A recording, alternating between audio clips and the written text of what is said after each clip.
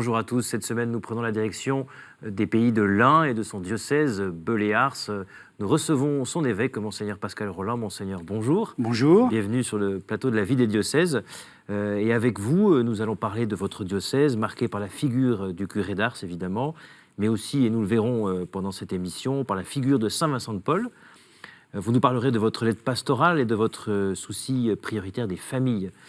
Cette année, le diocèse fête donc le jubilé des 400 ans de la venue de Saint Vincent de Paul à Châtillon-sur-Chalaronne, dans l'Ain. Au cœur du XVIIe siècle, Monsieur Vincent, comme on l'appelait, aura une fécondité extraordinaire dans ses œuvres, et notamment par la création de la congrégation des Filles de la Charité, qu'il fonde justement à Châtillon-sur-Chalaronne. Nous regardons ce reportage d'Olivier François. C'est ici, dans la commune de Châtillon-sur-Chalaronne, que Saint Vincent de Paul a créé la confrérie des Dames de la Charité. Il arrive dans cette ville qui s'appelle alors Châtillon-les-Dombes en 1617, à l'âge de 36 ans. C'est dans le cœur de l'Église, on peut dire, qu'une forme de lumière lui a été donnée par Dieu, par l'intermédiaire des femmes de Châtillon, qui avaient été extrêmement sensibles à la souffrance d'une famille qui était en grande détresse. Et donc, même avant la messe, Vincent le raconte lui-même, même avant la messe, ces dames sont allées lui en parler. Et pour Vincent, tout à coup, l'évangile de Matthieu 25, « J'ai eu faim, vous m'avez donné à manger, j'étais malade, vous m'avez visité », devenait réalité ici, à Châtillon. Lui-même issu d'une famille de paysans, Saint Vincent de Paul est en effet bouleversé par le récit des femmes. Et à l'homélie, il dit aux paroissiens de Châtillon ce qu'il venait d'apprendre. Et ça a bouleversé le cœur des paroissiens, si bien que l'après-midi, tous sont allés vers la famille en détresse. C'est suite à cette expérience que Saint Vincent de Paul pose les premières bases de ce qui deviendra la confrérie des Dames de la Charité. 2 jours après, il écrivait un premier petit règlement, 2 pages. Mais le principal y est dit, vous allez servir corporellement et spirituellement, jamais l'un sans l'autre. Et il dit déjà dans cette première charte, vous ferez le tout avec amour. Redonner à chaque être humain sa dignité d'homme, remettre debout et remettre en marche. La confrérie des Dames de la Charité verra officiellement le jour en 1665 et elle a depuis lors un rayonnement dans de nombreux pays. De leur côté, les habitants de Châtillon-sur-Chalaronne sont très fiers de cette histoire. Ils organisent en juillet un spectacle son et lumière pour fêter les 400 ans de l'arrivée du saint dans la commune, où son message a marqué les esprits. La commune de Châtillon-sur-Chalaronne va célébrer en fait la charité sous toutes ses formes, avec d'une part le jubilé sur toute l'année 2017 et d'autre part le spectacle Vincent de Paul qui aura lieu en juillet. Par les temps que nous vivons, c'est un message de solidarité, un message de paix, un message de l'importance que nous pouvons apporter à autrui, aux autres, et de la solidarité envers les générations.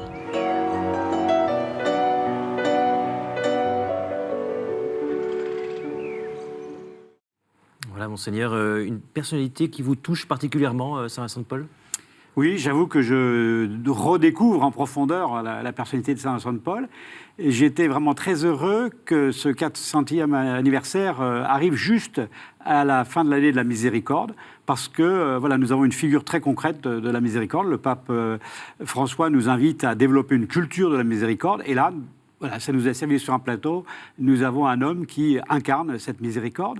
Et ce que j'aime beaucoup chez lui, c'est comme l'a souligné Sœur Thérèse, c'est quelqu'un qui a le souci de la miséricorde à la fois spirituelle et corporelle. Voilà, c'est profondément uni. Et d'ailleurs, vous le rappelez, dans votre, je montre votre lettre pastorale que vous avez du coup rédigée à cette occasion, à la fin de l'année de la miséricorde, et vous le rappelez que, comme l'a dit Sœur Thérèse, donc les 2 aspects des œuvres corporelles et des œuvres spirituelles.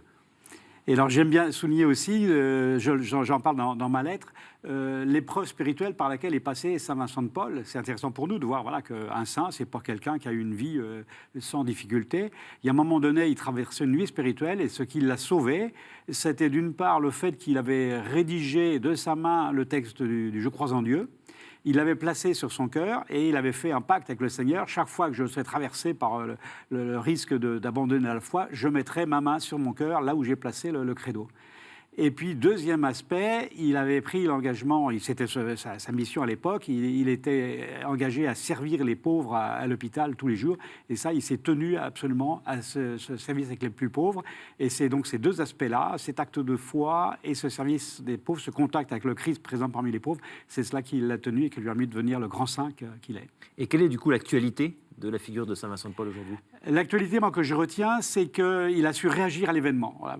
Il n'avait pas des plans particuliers. Hein. C'est un homme, on le voit grandir dans la foi, dans la charité.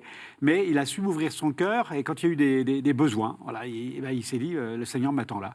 Donc il a répondu aux appels de l'Esprit à travers des appels qui ont été exprimés par des personnes, à travers des situations de détresse. Et c'est beau de voir qu'il a à la fois donc créé cette visite auprès des malades. Il s'est préoccupé des enfants abandonnés.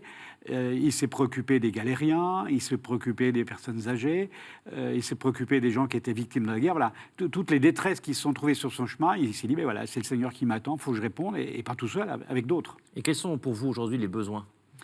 Pour moi, les besoins, il y a des nouvelles pauvretés qui se font jour, hein, et notamment, c'est une société qui se délite, quoi. Enfin, les gens qui ne se rencontrent plus, qui sont juxtaposés. Et je crois que là, il y a un besoin de présence, un besoin d'écoute, un besoin de dire aux gens, on a besoin de toi. Voilà, qu'est-ce que toi, tu apportes pour le service des autres? On voit bien comment sont nées les dames de charité. Il y a eu un appel, et puis les gens se sont mis en route, et saint Vincent de Paul, finalement, il a eu simplement à coordonner, à organiser les choses, mais il a su faire relayer l'appel et les gens l'ont entendu. Et vous dites dans votre lettre pastorale que les deux exigences du disciple missionnaire, c'est entretenir une relation personnelle avec le Christ et l'implication dans une communauté paroissiale. Est-ce qu'il n'y a pas également l'invitation à la mission ? Oui, tout à fait. Je dirais que c'est dans la mesure où on est lié au Christ, le Christ est missionnaire, donc le Christ nous fait sortir de nous-mêmes et il nous envoie vers les autres. Et dans la mesure aussi où c'est toute la communauté paroissiale qui va porter ce souci missionnaire, il va y avoir une dynamique. Et je crois que c'est intéressant, justement, on voit que partout où est passé saint Vincent de Paul, ça n'a pas été son affaire à lui, ça n'a pas été l'affaire d'un petit groupe, mais ça a été justement la communauté paroissiale qui s'est mise en route pour entrer dans ce service du plus pauvre. Et parmi les initiatives que vous lancez en diocèse, en tout cas il y en a une en particulier, c'est celle de la centralisation, de la réunification des différentes parties administratives du diocèse, avec la création d'une nouvelle maison diocésaine, c'est ça ? Oui, c'est ça exactement. C'est-à-dire qu'il y avait des services qui étaient dispersés en différents lieux, des gens qui font chacun très bien leur travail, mais de manière juxtaposée. Et donc j'ai le souci que tout le monde se retrouve sur un même site pour pouvoir justement se rencontrer, échanger et ensemble répondre aux besoins, ensemble créer une nouvelle dynamique. Et c'est là où il y aura le nouveau conseil pour l'évangélisation ? Exactement, oui. Alors c'est pareil, mon intuition profonde, c'est qu'il faut qu'on cesse de faire venir les gens à nous, mais qu'on aille vers eux.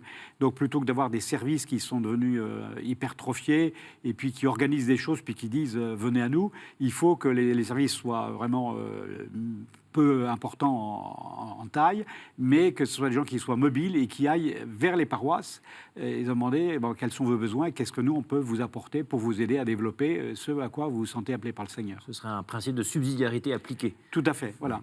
Et j'aimerais que maintenant nous parlions de la pastorale familiale, et c'est parmi vos grandes orientations, les 3 grandes orientations de votre lettre pastorale.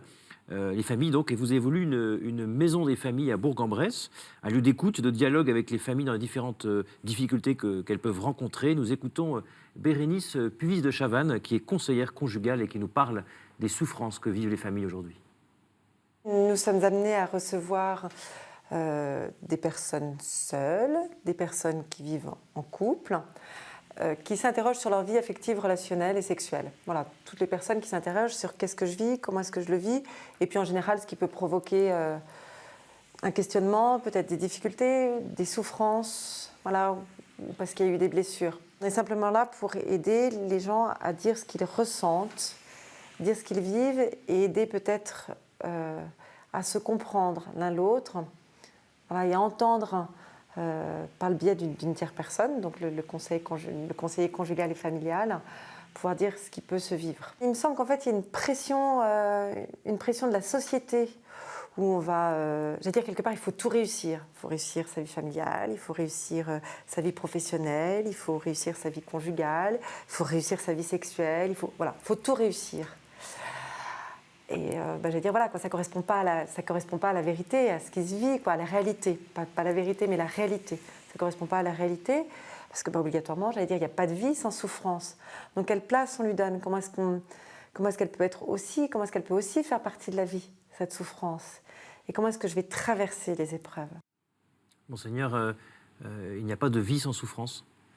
Oui, moi je suis toujours très étonné de voir comment les médias, tout ce qu'on peut voir et entendre, est très en décalage par rapport au réel.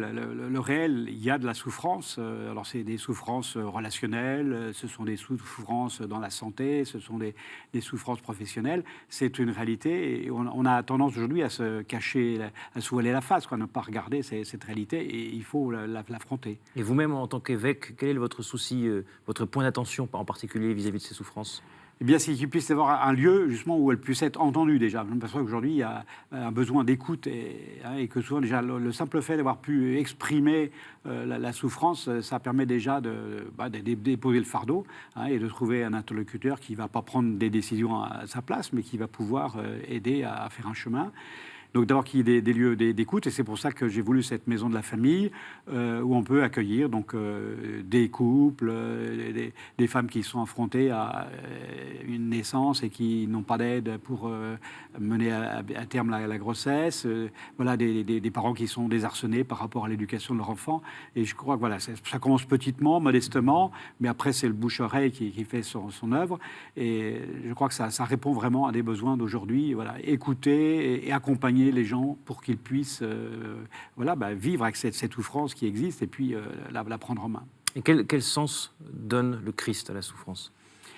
Le Christ, il est venu la vivre avec nous. Je crois que c'est ça la grande révélation chrétienne, c'est que le Christ n'est pas étranger à notre humanité, n'est pas étranger à nos souffrances, mais il est venu porter cette souffrance avec nous. Je suis frappé de voir que les jeunes adultes qui demandent à recevoir le baptême ou qui redécouvrent la foi et qui demandent la confirmation, la première communion, souvent justement c'est dans des périodes de souffrance, d'épreuve, et ils ont découvert le Christ qui était là. Et comment le Christ était là? Eh bien, c'était à travers une communauté chrétienne concrète. Ils ont découvert des chrétiens qui étaient là, qui marchaient avec eux à leur côté, qui les ont accueillis, qui ont apporté ce visage de compassion du Christ. Et donc, ils ont découvert, souvent ils le disent, j'ai découvert une famille dans l'Église. Monseigneur, je voudrais que nous parlions des vocations. Les prêtres, parmi leurs différentes missions, il y a celle d'accompagner toute la souffrance. Et le diocèse de Belley-Ars est connu et reconnu dans le monde par Ars, par le village sanctuaire du curé d'Ars. Et je vous propose tout d'abord d'écouter le père Frédéric Pelletier, qui est votre vicaire général, et qui nous parle des difficultés des prêtres aujourd'hui. Les difficultés, c'est pour moi comment c'est mes frères prêtres, parce que je sens bien qu'ils sont en difficulté devant des tâches de plus en plus lourdes, de plus en plus difficiles. On ne sait pas par quel bout prendre les choses, on est noyé par des demandes de sacrements, souvent qui ne correspondent pas vraiment à ce que c'est que le sacrement. Bon. Et on ne sait pas comment accompagner les gens, ils se font rentrer dedans quand ils ont une petite réticence par rapport au sacrement. Enfin voilà, donc c'est difficile. Et on se dit, c'est là, me semble-t-il, que la fraternité entre prêtres, mais la fraternité aussi avec des laïcs peut être très porteuse. Parce qu'à ce moment-là, on ne porte pas les choses tout seul. Et puis les autres peuvent aussi donner des éléments de réflexion. Voilà. Donc ça, pour moi, c'est la chose la plus difficile, c'est de voir combien les frères... je veux dire, j'ai plus le même rôle, n'étant plus en paroisse, mais comment en paroisse, les frères sont un peu sous la pression, sous les tensions permanentes. Monseigneur, des tâches de plus en plus lourdes pour les prêtres aujourd'hui? Oui, je crois qu'on demande aux prêtres aujourd'hui énormément. On leur demande toutes les qualités du monde. Et je vois souvent, par exemple, des chrétiens qui sont très critiques par rapport à leurs prêtres. Alors bon, c'est très bien d'être exigeant.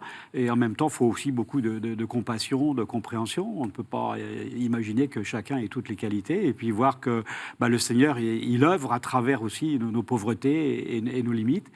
Et alors, mon souci, c'est que les prêtres, justement, ne s'isolent pas et qu'ils aient un contact avec d'autres prêtres. Donc, j'ai reconfiguré les doyennés en donnant pour première mission aux doyens de permettre aux prêtres de se rencontrer simplement, fraternellement, qu'il n'y ait personne qui reste tout seul dans son coin. Et puis, c'est aussi ce souci que les prêtres soient proches d'autres baptisés. Parce que le prêtre, avant d'être un ministre ordonné, il est d'abord un baptisé parmi d'autres baptisés. Et il a d'abord à vivre sa foi chrétienne avec d'autres baptisés. Pourquoi pensez-vous que les chrétiens soient aussi exigeants avec les prêtres ? Mais je crois qu'il y a pour une part un peu la mentalité de se faire servir, dans le mauvais sens du terme. Vous voyez, on demande des prestations.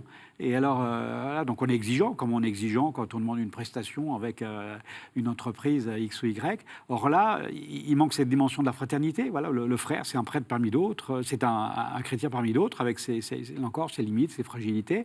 Et il faut l'accueillir tel que. Vous avez quand même la chance, au sein du diocèse, d'avoir beaucoup d'ordinations, en tout cas par rapport à beaucoup d'autres diocèses français, avec notamment la Société Saint-Jean-Marie Vianney. D'ailleurs, en juin prochain, vous aurez 2 ordinations sacerdotales pour la société. Quel message vous voudriez faire passer aujourd'hui aux prêtres ? Eh bien, le bonheur d'être prêtre, le bonheur d'être disciple du Christ et le bonheur de le servir. Pour ma part, ça sera recommencé, je recommencerai tout pareil, parce que je crois que c'est vraiment passionnant. Alors c'est vrai que c'est complexe, parce qu'on est dans une société qui bouge, et donc les repères bougent. Mais vous voyez, aujourd'hui, je crois qu'il faut avoir une mentalité de missionnaire, de fondateur. Notre mission, elle est plus de l'ordre de la mission du type de Saint Paul. Vous voyez, on n'est pas le curé qui étincelle dans son presbytère et puis qui attend que les gens viennent. Il faut sortir, aller au-devant. Et ça, c'est une révolution copernicienne, quoi. Et donc ça demande du temps pour entrer dans cette nouvelle dynamique. Quelle recommandation vous auriez, du coup, pour ces prêtres ? Eh bien, d'abord qu'ils ne restent pas seuls et puis qu'ils aient confiance pour travailler avec des laïcs, quoi, parce que c'est pas une concurrence, il n'y a pas d'un côté les laïcs, de l'autre côté les prêtres, mais voilà, c'est ensemble, nous sommes disciples du Christ, et donc prier ensemble, écouter ensemble la parole de Dieu, chercher ensemble comment mieux répondre aux défis d'aujourd'hui, non pas dans une concurrence, mais dans une belle complémentarité. Le père Pelletier parlait de fraternité entre prêtres, d'une part, mais également avec des laïcs. Qu'est-ce qu'il entend par là, pensez-vous ? Eh bien, il y a la tentation, vous voyez, de s'isoler quand on est prêtre, et justement de voir des laïcs comme des concurrents, alors parfois il y a justement des déformations. Il y a des fois des lieux ou des époques où on a dit il n'y a plus besoin de prêtres. Alors dans ce cas-là, on voit le laïc comme un concurrent. Vous le ressentez encore aujourd'hui parfois ? Ça traîne encore un peu dans les mentalités, ça. Et donc voilà, il faut vraiment casser cela. Comment on peut casser ça, du coup ? Je crois que c'est très concrètement, voilà, il faut se rencontrer. Souvent, quand il y a des incompréhensions, c'est parce qu'on ne se rencontre pas. Donc, il faut organiser des choses ensemble, prendre le temps de s'apprécier, de voir qu'on a chacun une mission différente et complémentaire. En fait, peut-être, tout simplement. Voilà, c'est ça. Mais oui, je crois que trop souvent, on ne prend pas de temps gratuit. Et donc, mon souci, c'est d'organiser des temps gratuits pour les prêtres. Là, prochainement, on va organiser 2 jours et demi de rencontres à Paray-le-Monial. Il y a un travail, c'est le travail sur la mission, mais aussi dans une atmosphère de détente, pour apprendre à vivre la fraternité, tout simplement. Et comme initiative, vous avez, là on peut peut-être montrer le tract, vous allez lancer l'année prochaine, au mois de février, une retraite internationale. Donc qui est proposé aux prêtres du monde entier, parce que je rappelle que Saint Jean-Marie Vianney a été patron des prêtres du monde entier. Oui. Merci. Et qu'est-ce que vous voulez dire par là ? Eh bien, c'est dire l'actualité de Saint-Jean-Marie Vianney. Moi, je suis frappé de voir comment Saint-Jean-Marie Vianney, il a apporté une réponse à un temps donné, d'ailleurs à une époque qui n'était pas plus facile que la nôtre. Et on a vu toute la belle fécondité de son ministère et d'autres belles figures comme lui. Et donc, je veux montrer qu'aujourd'hui, il a encore quelque chose à nous dire. Et c'est pour ça, par exemple, que je suis très intéressé par la figure du cardinal Émile Biayenda. On vient de fêter le 40e anniversaire de sa mort comme martyr. Et donc, c'était l'archevêque de Brazzaville.